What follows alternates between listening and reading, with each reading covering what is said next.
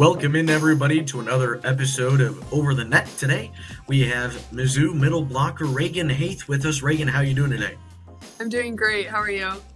Pretty good, and I'm sure that you got to be feeling pretty good over the last month. A 9-match winning streak, including 2 more matches won this week against Georgia and South Carolina. Over the past week, you had 11 kills. You combined with Colleen Finney for 27 between the two of you. What's allowed you to be so effective on the attack? I think that we really just connect with our setters really well, and that gives us a lot of confidence just to go out and swing. And I just think that we prepare well and find the shots we need to. And something that I've really noticed from your play this season is just the consistency. You're hitting over 400, leading the team in blocks.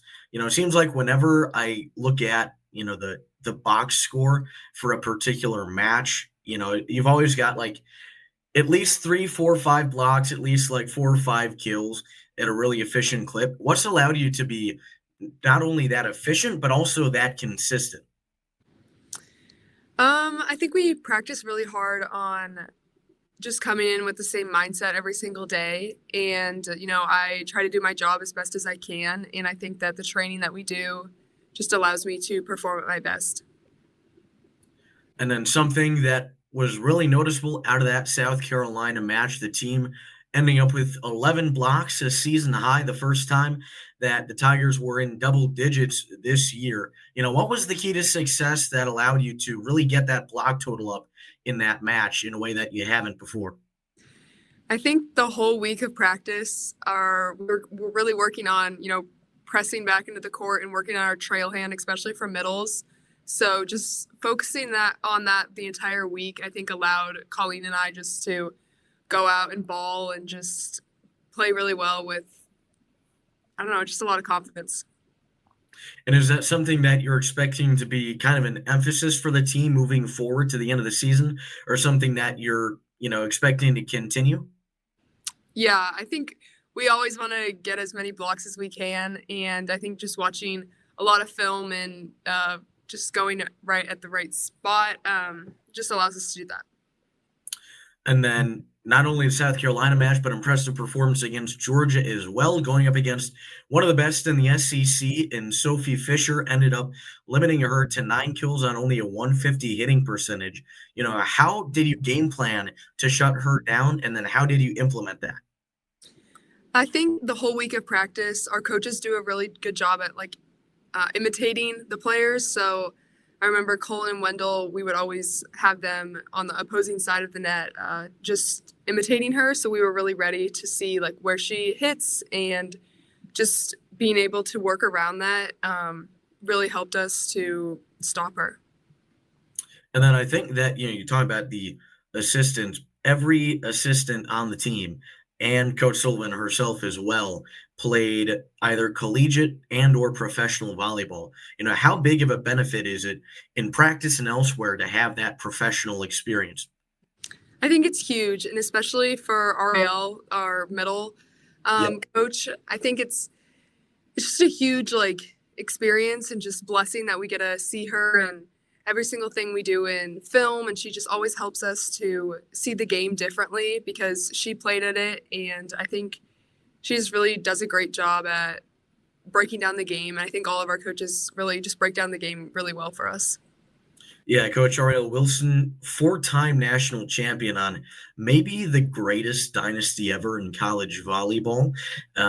What has she been able to teach you about just gutting out matches, winning those? Because obviously she just had a tremendous amount of success in her collegiate career.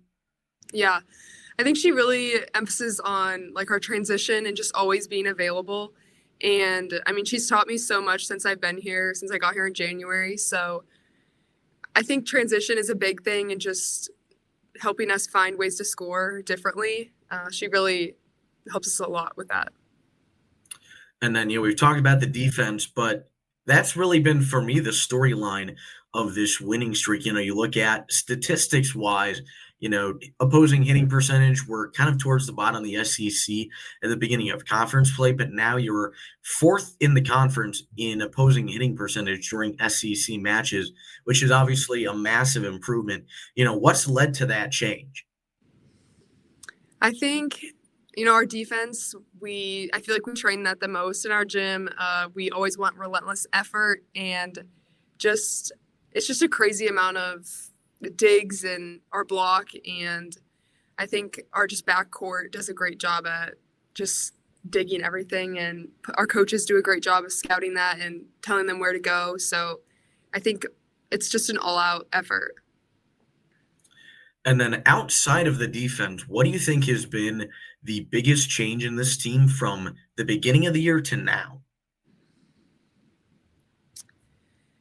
I just think our chemistry is really good, and I think building upon wins is really special. I think, when you continue to win, your work ethic becomes even stronger, and I think every single day at practice, we're not becoming complacent. We're trying to get better each day. So I think just the level of intensity has gone up in the gym, and I think that's what allows us to continue to do well. And then speaking of that beginning of the season, you opened it at the Blue Jay Invitational in Omaha in Nebraska, your home state. And I was there. I remember you had a pretty big crowd of supporters there. I'm guessing family and friends. What was it like getting to play in front of them as you opened the season with a new team? I think it meant the world. Just coming back to, where I grew up in Nebraska and seeing all of my family. I didn't know that many of my family members and friends were going to come. So I just think it was just really special to come home to. And I think it made me play more free just because that was my first game at Mizzou. So I think it just allowed me to play how I am. What was your initial reaction when you saw just kind of the size of that group of supporters? Because from what I remember, they took up like half of a section. Yeah. I have a pretty big family, so it's nothing abnormal for all my cousins and my grandparents to come, but it was just really it just made me smile and made me feel really appreciated that they all just come and support me no matter where I am and what I'm doing. So, we talked about you grew up in Nebraska, but specifically in Lincoln. So my question, did you grow up going to Nebraska volleyball matches? And just how big was it for you to grow up in what I'm guessing almost everybody in the volleyball world would say is the state of volleyball? Yeah. I remember going to all of the Nebraska games when we were little. I remember staying after the games and getting all the autographs. So I think it's crazy to see pictures of all my siblings and us with John Cook and Danny Musboom Kelly and just all of the players that were there. So I think Nebraska is always that's been the sport, volleyball, and I think they do a great job of just allowing the sport to just thrive there, and they have a lot of clubs to just bring out the game of volleyball. So, growing up, were you a big Nebraska fan, going to all those games, or did you have another team? Yeah, we were Nebraska fans. I think it's hard not to be when you live right there, because there's not really much else to do in Nebraska. So I think a lot of people are Nebraska fans there. And then this is going slightly off-road, but, when I am doing research for the interviews, I look at different things, including social media. And there was one thing that caught my eye on Twitter. It was a repost of an ESPN tweet in 2022 about KU men's basketball winning a national title. So I have to ask, were you a KU basketball fan growing up? My parents and my dad was a big KU fan. They still are, but I actually was born in Kansas and grew up there for a little bit. So when we were little, we always used to go to KU basketball games. But now I'm a Mizzou fan, so yeah, definitely have changed. No, it's interesting to see.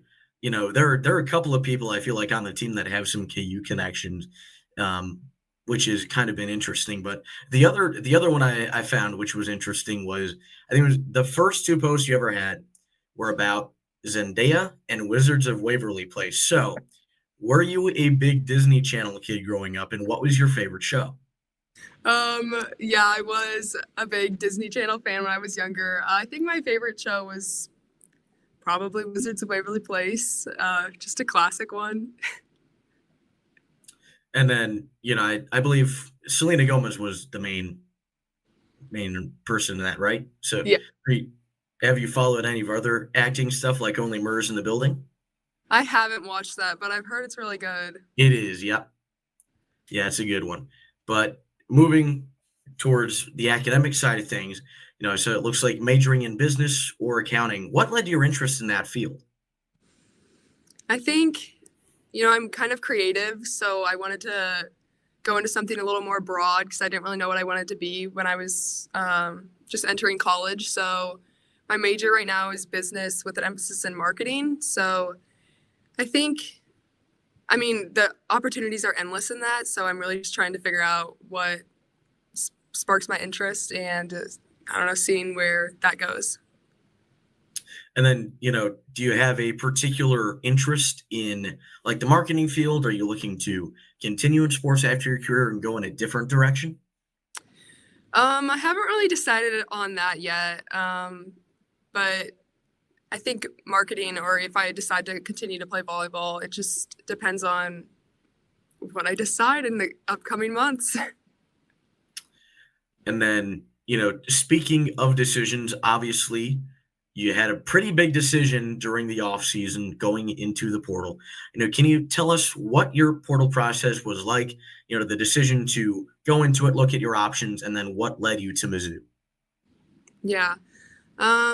When I put my name in the portal, it was, obviously really scary just seeing all the things that could go wrong. Like, I don't know if I was going to play volleyball again, just all like the negative thoughts. But I had a lot of schools reach out to me and, I felt comfortable with like where I was at. But I remember reaching out to Mizzou because we played them in preseason my sophomore year. So I just was like, what the heck? They watched me play because we played against them. And I think just like reaching out and like my club reached out to them, I think that just sparked the interest in me. And now I'm here. Yeah, I think you had, is it like 6 kills and 4 blocks in that match? Yeah. Yeah. So you reached out to Mizzou, had the interest. When did you know that Mizzou was the right place for you? Honestly, I think just coming on a visit and connecting with the coaches, I just knew that this place was really special. And just seeing the atmosphere that they created and just believing in what Dawn was building at the time, I think I just fell in love with everything they were explaining to me and just talking about volleyball. I just fell in love with it. And then, did you know anything about Dawn Sullivan or the coaching staff before entering the portal? I know obviously she has Illinois State connections as well. Was that something you were aware of? No, not right away. I figured it out once I started researching Mizzou and Dawn a little more, but definitely not right away. Okay. And then obviously now you've made the decision, you're joining Mizzou, and you've been really effective pairing with Colleen Finney, in the middle. What's it been like teaming up with her, getting to learn from somebody who's been on the team for another year, kind of gelling with the team? And then, looks like you're set up to be that veteran at middle blocker next year. Yeah, I think Colleen, she just does a great job of leading, and she gives everyone that is playing with her and everyone that's younger than her just confidence in what she's doing and what she's wanting others to do. So I think just seeing that in the spring and seeing how just impactful she was, I think that made me want to get even more better. And I just remember like asking her like more questions about training in the middle and just trying to learn as much from her as possible. And then one of the big storylines to come out of this week, specifically on Monday, getting ranked as a top 25 team for the first time this season. You were really, really close the past 2 weeks. So how does it feel to now be officially in the top 25? I think it just shows how relentless we are, and it's great to see us in the top 25, and I think we're all really happy, but that's not where we're stopping. We're continuing to want even more higher in the rankings. So I think that just kind of fuels our fire that we can do it, and we still have a lot of work to do. And then obviously the most important rankings for volleyball are going to be the selection committee. And right now, RPI of 17, obviously opportunities to increase that the rest of the year. But bracketology recently came out, had the team as a 5 seed. So getting really close to that possibility of hosting a regional. What would hosting the opening rounds mean for this program? I think it would be huge. I think Hearnes is a great place and a great atmosphere. So I know if all the fans showed up, and I just think it would be a really just a great atmosphere to play in, and just having the support from the community would be great. And I know we all love to play at home, so. And you've got a really big home matchup on Friday against number 21 Florida, one of the best offenses in the country. It should be really exciting match, two of I think the 10 best offenses by hitting percentage in the nation. What are going to be the keys to beating the Gators and slowing down that offense especially? I think just our defensive effort and everything that we try to control our side of the game, and just being relentless, because they're a good team, but so are we. So just continuing to be all out and watch a lot of film and just preparing very well for them. And that's something that I've really noticed is an emphasis on game plan, focusing on film. How much time would you say you spend each week, looking at game film, prepping, listening to the coaches talk about, okay, here are the specific things we need to do to get the win? Yeah, I think our coaches start obviously a lot earlier in weeks. I don't really know when they start preparing for their film, but they try to break it down really simple for us so we don't have to worry too much. But we definitely are watching film the whole week and meeting with our positional coach to watch more film. So I don't know how many hours a week, but we definitely do a lot. And can you give an example of, what's one thing that you were expecting heading into that South Carolina match, for you specifically? I know we've talked about it was after the match, Colleen Finney had said they kind of expected that slide attack of hers might work pretty well against South Carolina. But what's something that you were prepared for and ended up playing out during that match? For me or for you, and then if you want to share something about the team as a whole. I think being really available and just being available in transition was one of our keys that we wanted to do. So if Colleen was running a slide or if I was trying to get on a C, I think that allowed the middles on their side to stay with us, and then it opened up more holes for our pins. So that was a big emphasis on being up in transition and just allowing our pins to do great too. And then somebody that I'm sure you're game planning for this week is going to be Kennedy Martin. Again, one of the best in the SEC.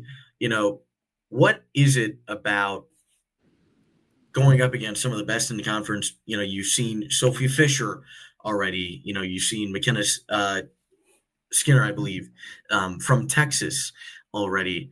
How are going up against some of those players going to prepare you for Kennedy Martin? Yeah, I think, all those players are great, but we try to treat them all with the same respect, and we try not to, over-analyze them too much. We just treat them just like another player. But, when most of the balls go to one of those players, it's important to know and to key in on when it comes to blocking or defense, just trying to make sure we know where their tendencies are to attack, and just trying to be great about that. And clarification, Madison Skinner, for those listening of Texas, apologies. But this is obviously really big matchup, right? Both for the SEC race and for NCAA tournament implications. What would it mean for the program to beat the Gators, something that, I think hasn't happened in a couple of years? I think it would be huge, but I think we're confident that we can win. I mean, we've beat some pretty big teams. I mean, we beat number 9 Texas, so I think we try not to get wrapped up on the past or if they've won or not. We just try to focus on where we are and what we can do to what's our best game plan to beat them, and just to play as hard as we can. And I think that's what the results will show. And something entering this game that's really notable is there's been a lot of talk from the different coaches at Mizzou, whenever they're in a press conference or something, almost everybody's, shouted at the volleyball team, encouraged fans, to get to Hearnes Center on Friday. What's it been like seeing that involvement and the support from the other teams and coaches? I think it's huge, just seeing their support and how they want us to succeed. And I think our marketing team does a great job just trying to promote and get as many students and, families into our games. So, I mean, it's a great environment when it's packed. So I just think they do a great job, and seeing the support from the other coaches, it just makes it all worth it. And obviously you've had a lot of packed crowds so far at Hearnes this year. Team is undefeated at home this season. How big of a factor have the fans been in that undefeated home record? I think they really make a difference, especially when, other teams are serving. Our student section is always booing them or, doing something to just aggravate them. So I think it's huge. And when it gets really loud in here, it's hard to play in. So every single moment in here is just amazing. And then is there anything else that you'd like to say to Mizzou fans before the match as we wrap up? Come to Hearnes and support. That is going to do it for today's episode of Over the Net. Thank you very much to Regan Haith for joining us. And if you'd like to see the Tigers in action, there is a marquee SEC matchup this Friday night at Hearnes Center. Number 21 Florida, number 25 Mizzou, two of the top 3 teams in the SEC. Everybody, thank you for watching. Thank you, everyone, for tuning in to Rock M Radio, a proud partner of Fans First Sports Network. Rock M Radio is the official podcast network of Rock M Plus, a new and exciting subscription service provided by me and the other voices of Rock M Radio. Please take a few moments to head over to rockm.plus and sign up for an account today. The cost is only $5 a month, and the benefits include access to our live podcast, a subscriber-only message board, weekly newsletters, and more.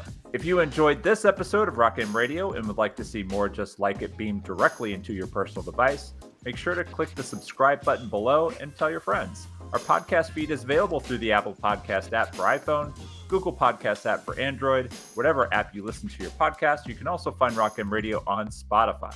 If you're looking for a podcast about your favorite team that is not the Missouri Tigers, Fan First Sports Network is your answer. A full podcast network loaded with the team-specific podcasts covering Major League Baseball, the NFL, NHL, NBA, MLS, and more. And we'll be back with more episodes of Rock M Radio coming to you soon.